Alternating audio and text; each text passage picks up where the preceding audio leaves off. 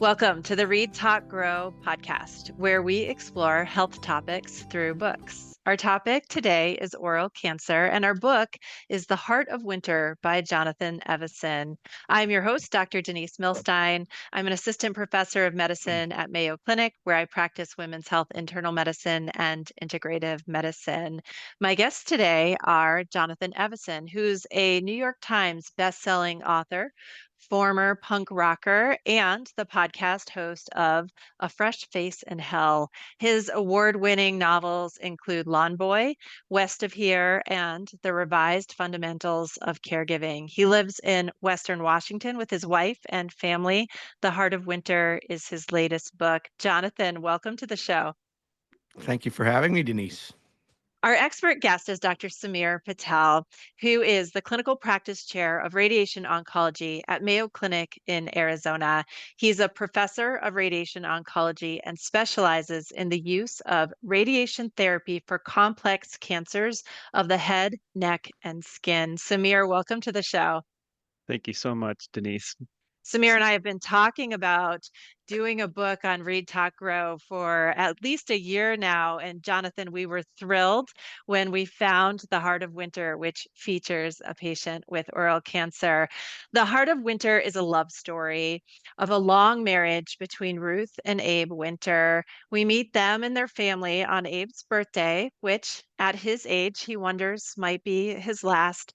And shortly after, Ruth, who has long been the caregiver and the backbone of the marriage, discovers a tumor in her jaw that is eventually diagnosed as cancer and will be the focus of today's episode.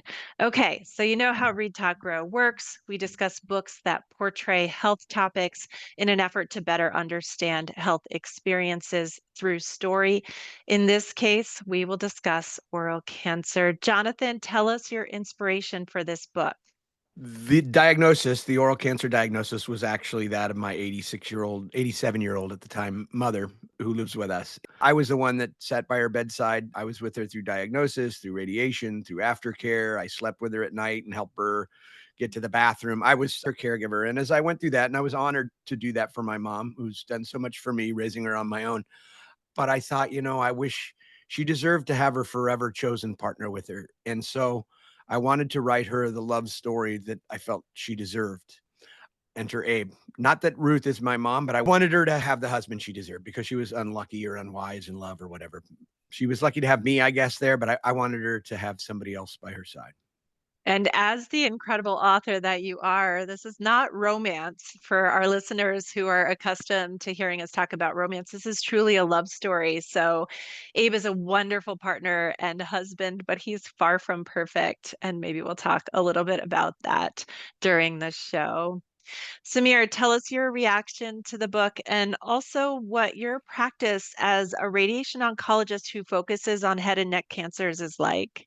Yes, no, thank you. This book was beautiful in its storytelling, and I really was engaged on how Jonathan brought in this current cancer battle and wove it into a 70-year experience of this growing family, young love, and children, and the unique dynamics that come along with a catastrophic diagnosis like oral cavity cancer. Practicing as a radiation oncologist that treats oral cavity cancer, it is one of the most challenging sites to treat as it has a major impact on quality of life, and it can definitely stress family dynamics because there's significant care requirements that are needed at home, and there's logistical burdens that are added when you think about radiation therapy and you ask someone to come back and forth for 30 plus treatments. And then the recovery portion is also challenging. So there are a lot of elements that are woven into our care model and trying to get someone through the short term but long term aspects of this cancer. Yeah, and you can tell not only did you research the cancer, Jonathan, but your personal experience in the details of how challenging this journey can be were really remarkable when you're depicting Ruth.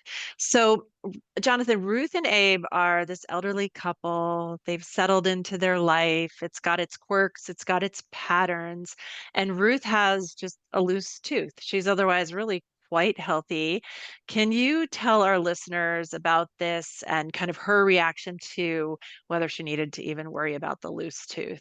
Yeah, obviously in the story, it's meant to just subvert reader expectation right off the bat because Abe awakens thinking this is going to be my last birthday, thinking about the loose ends he needs to tie up, one of them being the old dog that's probably not long for the world.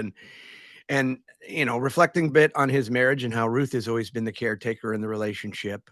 And suddenly, with the diagnosis at the end of the chapter, all of that is suddenly reversed. I mean, that was my goal for the diagnosis, to have something, and that's how it was with my mom. Something as innocuous as a loose tooth ends up being something a lot more serious. When you talked about the research, it's like, they always say, write what you know. And I say, no, no, no, no. My impetus is to write what I don't know, to try to discover, but use what I know. Knowing her personality, I knew I had to, if I just like kept her on point, like, mom, when you read this, I need you to really track the cancer stuff for accuracy, like your experience. I kind of allowed me to run interference so that the emotional core of that, so she could get that the book was for her, not about her. And it did exactly that. Like, the only mistake, she said, actually, that was not a radiologist we talked to, that was the oncologist, things like that. But it really allowed me, I think, to gift this book to her in a way where she wasn't reading it with that self-critical because it was, like I said, I just wanted to give her this love story. And it's not a boy meets girl, up, up, up love story. I mean, this is all about the travails. And it really does speak to how authentic it was because it's not just in the details, but it's in that really sunk into the experience. Samir, I have a question for you, but before we go there, Mhm. I think there's a lot of people who think you're a radiologist as a radiation oncologist. What do you say when people make that mistake? You know what? It's very easy. The interesting part is radiation oncology used to be part of radiology. We're still under the same board and used to be called therapeutic radiology. And so I Oh, just say, well, I'm not in the diagnosis side, I'm on the treatment side. And we I treat see. cancer. So I help try to provide that. And it's easy to confuse the two as you contract radiation oncology. And it definitely is something that I just help navigate them, just explaining. I don't sit in a dark room reading films, I'm out there giving treatment. Yeah, my husband is a radiologist, so I can promise listeners that if they have an oral cancer, they want to see Dr. Patel and not my husband if they're looking for treatment. But okay, back to the story. When Ruth has her imaging, her dentist orders some testing and wants to do a biopsy because this mass has been detected. The doctor essentially reassures her, we don't think this is anything, and then is surprised after the biopsy results come back that this is a cancer, setting Ruth on this path for treatment. Can you elaborate on the common treatment strategies for oral cancers in terms of what the approach just typically is? Yes. And, I have to definitely applaud Jonathan. As you mentioned, the experience and how he outlined it. This is a super common way that oral cavity cancers present is the dentist at the first line detects this, just an abnormality. And common things being common will frequently think it's just something that's non-cancerous. And one thing that really stuck out to me when he was delivering that diagnosis, the oral surgeon, I believe, it was, this is not benign. And that is not how I would deliver a diagnosis. And Abe was very quickly to snap and said, "Hey, wait a second. Does he mean this is cancer?" I So thought, you would go yeah, ahead and just drop the bomb. I was always taught to sort of deliver yes, it yes. easy. Yes, I feel like I'm like to be transparent and upfront, but then to also then follow up with the plan. And going into a common treatment approach, oral cavity cancers frequently are approached with a combination of surgery and radiation, and that radiation could have chemotherapy along with the radiation therapy. So there's definitely bi or tri-modality therapy being administered. So it is a heavy lift. As I recall, and I don't think I put this in the book, it was almost presented as an option to let it run its course just because of my mom's advanced age. And this was going to be a really rough road. But, she came through it at the end. They said she came through it like a 30-year-old. Unfortunately, she broke her shoulder shortly after recovery. And that, you know, Oh gosh. Well, and that's an interesting point about your chronological age and your health age, right? Which are not necessarily the same thing. But I'm glad you brought that up about letting it run its course, Jonathan, because that was my next question for you. Ruth does ask, well, what if I just leave this be? Because she can't believe that aside from a loose tooth, she feels absolutely fine. She is completely unaware that there is this aggressive process happening in her body. So when she asks the doctor, well, what would happen? They said in about 3 or 4 months, you'll be on hospice. So you think this is realistic? Do you think this is maybe what your mom's similar experience was that aside from being told she had cancer, she couldn't really tell in her body shy of a loose tooth? yeah. Well, I also think, I mean, listen, she's aged like 10 years since this. Like she got through it all right. But like I said, the broken shoulder after that, she's just lost a lot of weight. She kind of hunches now. So when she walks down the hallway, I'm like, the bells. She's kind of shuffles her feet. I've really seen her age. You talk about chronological age and medical age. A couple months back, she had a little growth on her head. And I thought, if it's back, I don't know that she'd make the same decision. I think at this point, it's taken so much out of her, the two things back to back like that, that I think she might choose hospice this time. I don't know. I'm glad she's out running errands right now, not hearing this conversation. So I don't know. Yeah. Yeah. But it's true that, you can get through something as really big as a cancer, aggressive as a cancer, and then have a fall and a fracture. And that can be the thing that tips the balance. So really important. Samir, when Ruth talks to her 3 children, so she's 3 very different children, very different personalities. She talks to all 3 of them about her recent diagnosis. And the youngest is her free spirit. And what she says is, you don't have to let them blast you with radiation. It kills everything good or bad. Have you thought about alternative medicine? What are your thoughts about that response? No, that really resonated with me because I frequently will encounter all 3 children, just like Kyle, Anne, and Maddie, in that room where there'll be very disparate opinions there.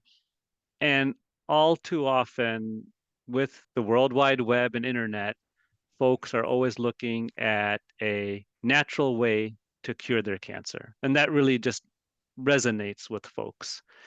And so it's common for us to have folks come on with all kinds of different vitamin infusions or different anti-parasitic type treatments that they're on because there's some type of following on the internet.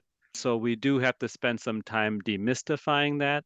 I'm fortunate that I have partners like you, Denise, that I can send to integrative oncology for a consult so they can help navigate what has evidence base and doesn't.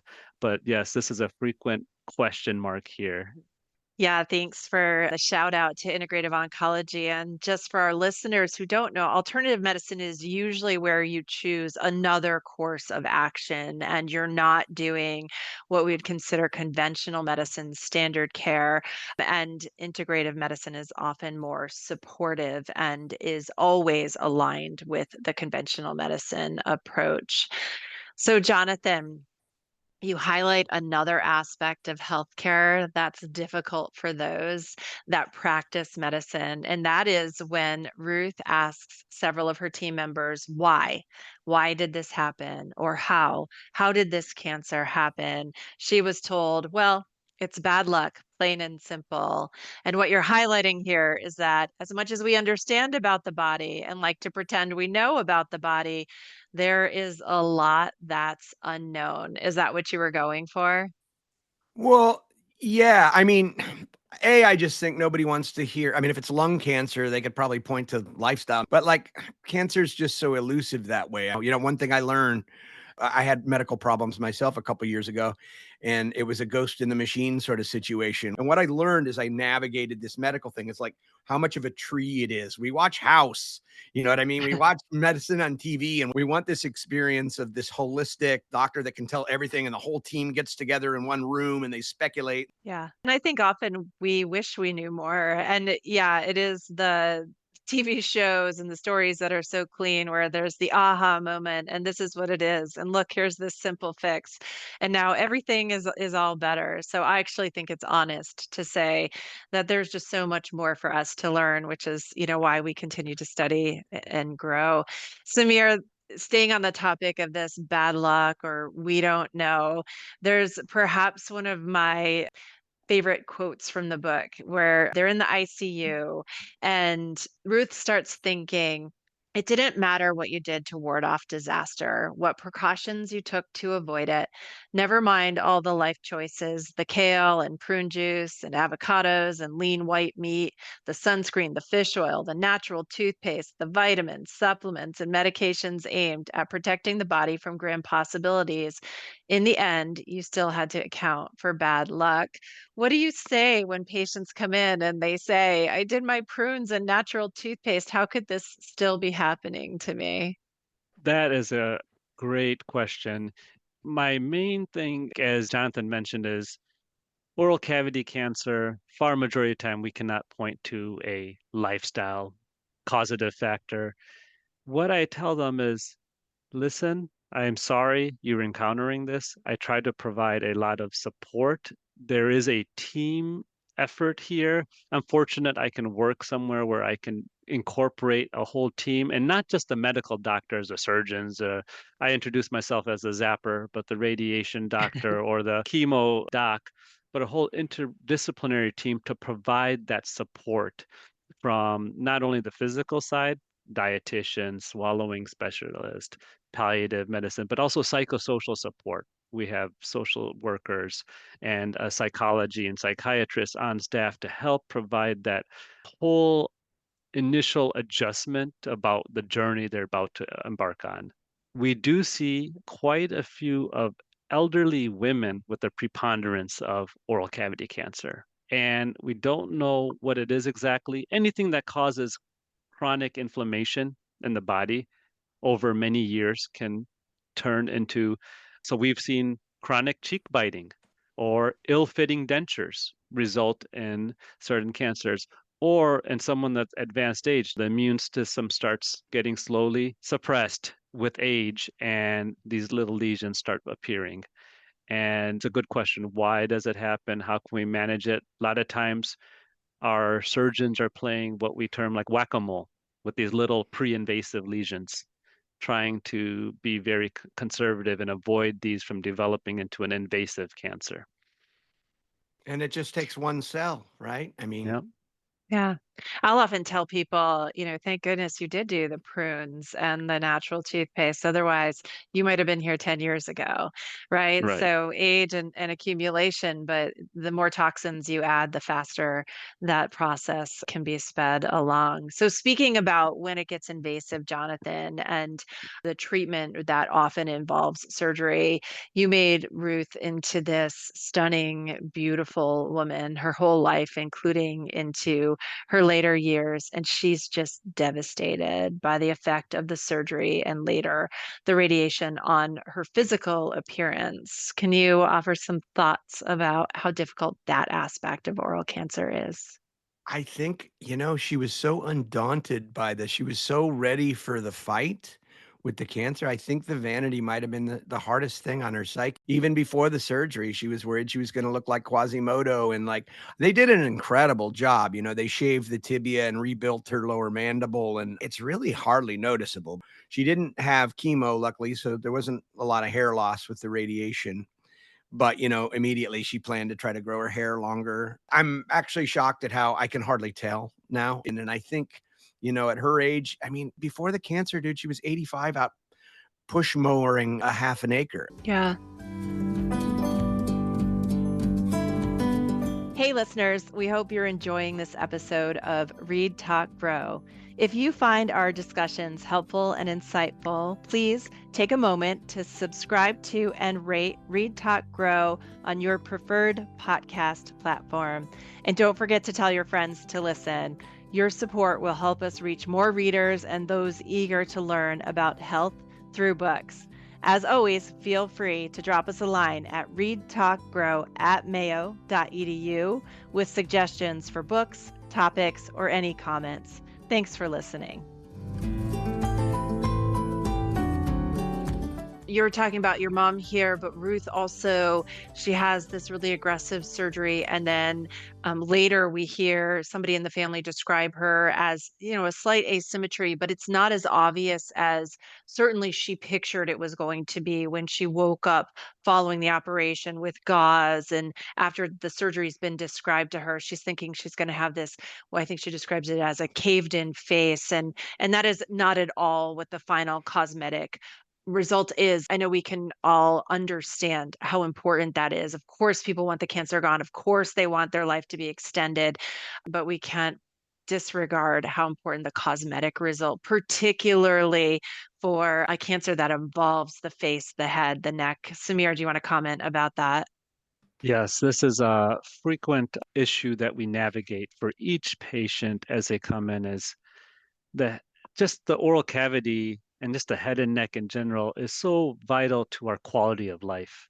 That's how we interact, interface with the world, right? And our treatments are going to impact taste, moisture in your mouth, may lose certain functions, swallowing impact, and etc. And that is one thing to actually be able to deliver the physical part, but there is a mental adjustment, right, that is significant and many times goes under recognized. And I think we see that with Ruth. As soon as she has that surgery, she wants no visitors, right? She didn't Yeah, want the she doesn't. family to visit. And that was the case Yeah. with my mom. So it was Yeah. just me. And in Ruth's Yeah. case, just Abe. Only Abe was Yeah. allowed to see sort of the reality of what was happening. And Samir, you mentioned taste and swallowing, but another really important impact of these treatments is communication. Can you talk about that a little bit? Yes. So frequently oral cavity cancers, if they're involving the tongue, that can definitely impact on your speech. And that is definitely a difficulty. And we have speech language pathologists, but you know what? Your speech may not be the same depending on someone's occupation or their capabilities. As Jonathan mentioned, that can really restrict your baseline or current capabilities and quality of life or employment. And folks naturally are thinking about the future if they're working or what am I going to be like? How am I going to be in the long run? And it's a dynamic situation that's evolving. You take someone that has Ruth's types of surgery, it can be disfiguring and a lot of swelling and a lot of healing time. And then you say, okay, you're healed up. Now let's start radiation. Now, radiation is a drawn out 6 to 7 week long process. And you said, just come by, 5 days a week, every day. And that's a heavy lift and a burden, just not on the patient, but the family, right? To get in and out of radiation every day. Then there's the side effects in the short term you're trying to manage and navigate for the patient. And then the recovery process. And you really don't know what the long-term baseline is going to be like for at least a year after that treatment. There's so much healing and recovery that's happening. What's amazing is that, as Jonathan had mentioned, is how resilient and adaptable humans are. And they're able to, over time, shift their baseline and adjust to a new normal, but it takes time. So, for listeners who haven't read the book, the radiation comes very far at the end of the book, but I promise talking about it does not spoil the story in any way. And I really love when they're meeting with the radiation oncologist to talk about starting treatment. She says, I'm not going to sugarcoat it. We're talking about a lot of pain, a lot of discomfort, which we'll manage as best we can. We're talking about fatigue, nausea, intense burning inside and out. Samira, are these the typical warnings you would give? And also, you mentioned a year to recover, but what do those symptoms look like when somebody's going through active treatment? Are they going to get them right away with their first treatments, or does it take a little bit? So, great question. So the side effects build up slowly. So I always tell them the first couple of weeks, it's almost like a little honeymoon period. You're really just going through the process. You're not really feeling much. Third or fourth week slowly starts building up where they may notice some early mouth sores, pain, taste changes, dry mouth, thicker saliva, potentially some skin changes. And we navigate that with the whole interdisciplinary team on a weekly basis. Behind the scenes, we're trying to deliver very precise radiation in a very focused manner. So we want patients to maintain their weight.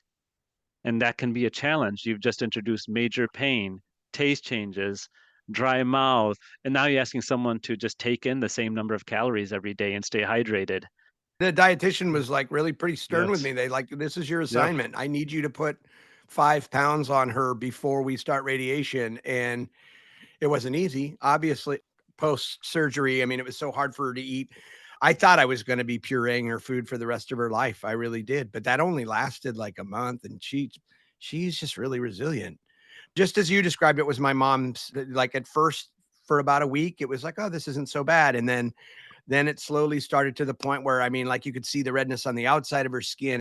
That's a good point that, I think for many women, they spend all of their lives thinking about not having too many calories and maintaining weight and managing weight. And this shift over to really get those calories in is a total flip. And many people struggle with figuring out how to do that. Samir, do you have tricks that, I mean, besides switching from the diet food? Yeah, no, the way I kind of pose it is we're going to war with this cancer and we are deploying a team and we're going to, cancer unfortunately is not convenient and our treatments are not going to be convenient. And I'm going to keep you busy with appointments. So what I mean by that is I'm going to bring in a dietitian to give that calorie goal, make sure they guide them on the appropriate amount of protein they should be getting, and tips and tricks, as Jonathan mentioned, smoothies and such that they can do to help be very efficient with their calorie intake. I said, for the during the radiation, I really need you to maintain the weight so that mask fits nice and snug. So we make a special mask, right? And we have to talk patients through that. Everyone's claustrophobic. I've had that mask made on myself. No one wants that mask. It's unnatural, but most adapt to it. But that mask needs to fit nice and snug for us to be able to deliver that high precision radiation and not treat normal tissues unnecessarily. So we'll guide them through that. I explain the rationale why we need that precise radiation and how their maintaining their weight will factor into their success for the treatment. I said, after you're done with the treatment, you're welcome to work with your primary care physician. If you have an integrative team, to go on a healthier, long-term Mediterranean diet, whatever you like. But for the time being, we're going to have to be very calorie efficient and deploy a whole team effort to make sure that folks are being pushed. So I empower caregivers too, which introduces a new dynamic, right? When I have some loved ones that say, you know what, our patient's not going to feel like eating. There's no taste, and we're going to have to try to really push. It introduces a new dynamic. And Jonathan probably knows better than I do about how that can become a little bit more pest relationships.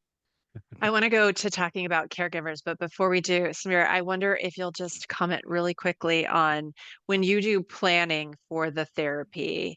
You said the weight and the fit of the mask are incredibly important because, and correct me if I'm not saying this right, but when you're planning, you are literally planning to the millimeter. So you're trying to design this field of impact that is so precise that when somebody has a swing in their weight and the mask isn't fitting exactly as it was at the beginning of therapy, that throws off that calculation. Is that how you would describe that? 100% correct. Denise, you have a radiation career in your future. You described that extremely well. I wish all my colleagues could describe it so well because we're always in the basement, or I think we call it the concourse level here. But a lot of times, radiation is this black box, and folks are not understanding how it works, even within our medical colleagues. And you're correct. To plan radiation, we do something called a simulation the day we make that mask. So the day we make the mask on Ruth, that version of Ruth, we're trying to replicate 30 times over 6 weeks. And our planning is based on that CT scan with that mask. The head and neck is incredibly compact, right? Where the oral cavity is, where the jawbone is, where the swallowing musculature is, the salivary glands, the voice box, the spinal cord, hearing structures, the brain. So many structures we factor into our planning, and they're all compact there, and we only have millimeters of space. So we are very tight in what we're trying to target to get maximal sparing of all these structures to try to help keep quality of life as high as possible.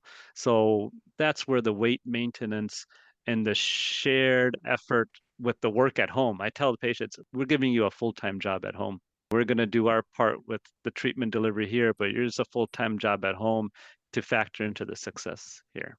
Yeah, and I'm hoping that people who are listening to this, maybe who care about somebody who's going through a journey like this, will think about some of the ways they can support their friends and loved ones to do these high calorie smoothies and things like this. These are things that friends can do for other friends. But Jonathan, the caregiver role. So, sweet Abe is this elderly man who's dawdling to begin with. He's come to an advanced age, and suddenly he becomes a caregiver for his wife, who he loves very much and who he's partnered with for so many decades.